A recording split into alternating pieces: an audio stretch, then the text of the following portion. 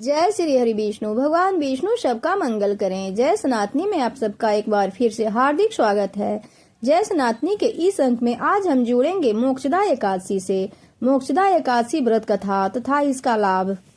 मोक्षदा एकादशी व्रत करने का लाभ क्या है, आइए जानते हैं। हर माह में एकादशी तिथि जगत के पालनहार भगवान विष्णु की पूजा अर्चना के लिए समर्पित है। इस दिन भक्त व्रत रखकर भगवान विष्णु और माता लक्ष्मी की विधि विधान से पूजा करते हैं। मार्गशीर्ष माह के शुक्ल पक्ष की एकादशी को मोक्षदा एकादशी के नाम से जाना जाता है।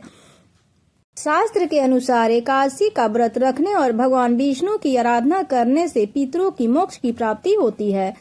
व्रत को करने से सभी प्रकार के पापों का नाश होता है और संतान व धन की प्राप्ति होती है। मार्गशीर्ष माह के शुक्ल पक्ष की एकादशी के दिन ही महाभारत के दौरान भगवान श्री कृष्ण ने अर्जुन को गीता का उपदेश दिया था और यही कारण है कि मोक्षदा एकादशी को गीता जयंती भी मनाई जाती है।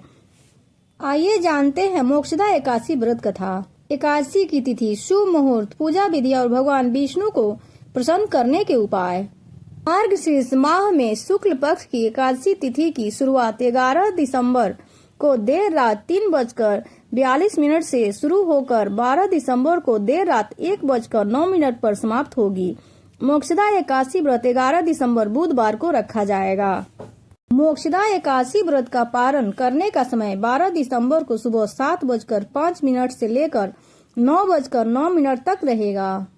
मोक्षदा एकादशी का व्रत करने के लिए प्रातः काल उठकर व्रत करने का संकल्प लेना चाहिए और देवी देवताओं के ध्यान से दिन की शुरुआत करनी चाहिए। इस दिन सुबह जल्दी स्नान कर लेनी चाहिए। भगवान सूर्य को अर्घ्य देना चाहिए। मोक्षदा एकादशी के व्रत के लिए पीले रंग का वस्त्र हमें धारण करना चाहिए। पीले रंग का वस्त्र सबसे शुभ माना जाता है। पूजा घर में चौकी पर पीला कपड़ा बिछाकर भगवान विष्णु और माता लक्ष्मी की प्रतिमा स्थापित करनी चाहिए। प्रभु को पीले चंदन और हल्दी कुमकुम का तिलक अर्पित करें। माता लक्ष्मी को श्रृंगार की वस्तुएं, चुनरी, बिंदी, चूड़ी आदि हमें चढ़ानी चाहिए। घी का दीपक जलाना चाहिए। भगवान श्री हरि विष्णु को केले का भोग लगाना चाहिए। मिठाई और पंचामृत का भी भोग अर्पित करना चाहिए। अगले दिन समय से व्रत का पारण करना चाहिए।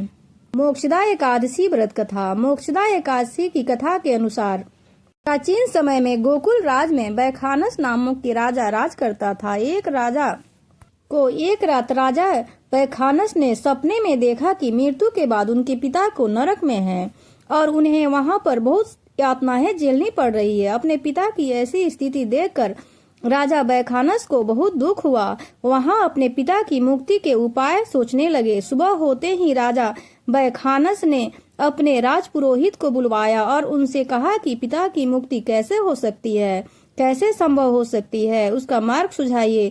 राजपुरोहित ने कहा कि इस समस्या का हल केवल त्रिकालदर्शी पर्वत नामक महात्मा ही कर सकते हैं। राजा बैखानस यह सुनते ही पर्वत महात्मा के आश्रम पहुँचे। वहां उनसे अपने पिता की मुक्ति का मार्ग बताने की प्रार्थना की। पर्वत महात्मा ने उन्हें बताया कि उनके पिता ने अपने पिछले जन्म में एक पाप किया था, जिस कारण उन्हें यह नरक भोगना पड़ रहा है।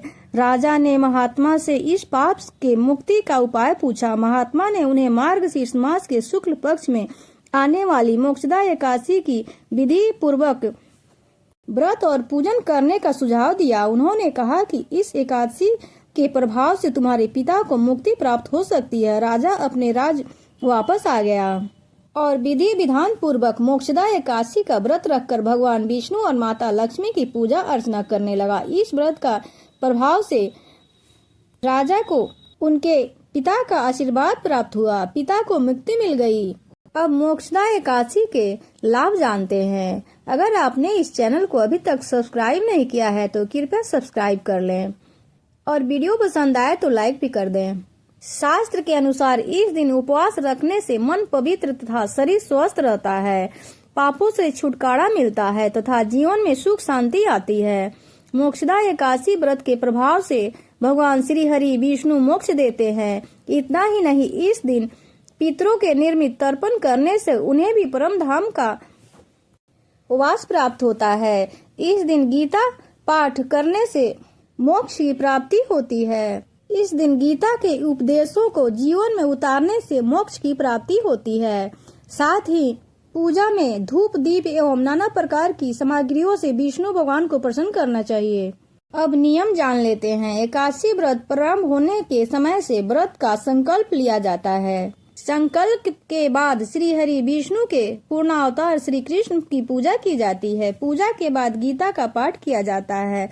व्रत में फलाहार कर सकते हैं। अगले दिन व्रत का पारण किया जाता है। एकादशी के दिन ही ब्रह्म मुहूर्त में उठकर व्रत का संकल्प लेनी चाहिए। एकादशी के एक दिन पूर्व से ही यानी दशमी से ही तामसिक भोजन का त्याग कर देनी चाहिए।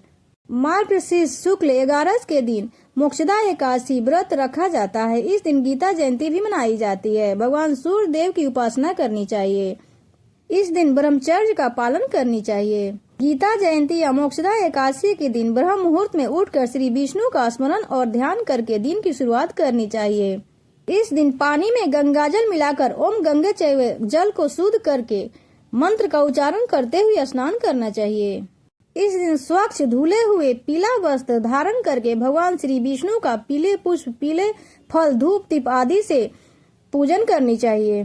श्री विष्णु की पूजन के लिए ऋतु फल, नारियल, नैवेद्य आदि सामग्री से श्री विष्णु भगवान की पूजन करनी चाहिए। उसके बाद आरती करनी चाहिए। इस दिन गीता का पाठ अवश्य करनी चाहिए। एकादशी की व्रत कथा भी अवश्य श्रवण करनी चाहिए। व्रत कथा के बिना पूजा का फल अधूरा माना जाता है। व्रत अधूरा रह जाता है। उसके बाद ओम नमो भगवते वासुदेवाय या ओम नमो नारायणाय या ओम ह्रीम श्रीम लक्ष्मी वासुदेवाय नमः का अधिक से अधिक जाप करना चाहिए। फिर पूजन आरती के पश्चात प्रार्थना करके फलाहार करनी चाहिए। इस दिन एक ही समय फलाहार करनी चाहिए। मोक्षदा एकादशी के दिन का व्रत रखकर श्री कृष्ण की पूजा करने का बहुत पुण्य माना गया है। पुराणों में इसका व्रत रखने का महत्व बताया गया है। मोक्षदा एकादशी नाम से ही ज्ञात है कि यह मोक्ष देने वाली है। मोक्ष प्राप्ति का मार्ग खुलता है। इसे